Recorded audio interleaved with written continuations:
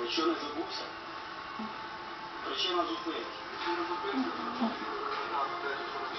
Не відноситься до мене далі. Абсолютно. Не відноситься до мене, на жаль, він є нечинний, оскільки він не доведений до населення. Соответственно, зупинка є безпідставною. 35 статті закону про поліцію не вказано такої причини зупинки, як наказ 10, 46, 49, так? Ну от. Дякую за побачення.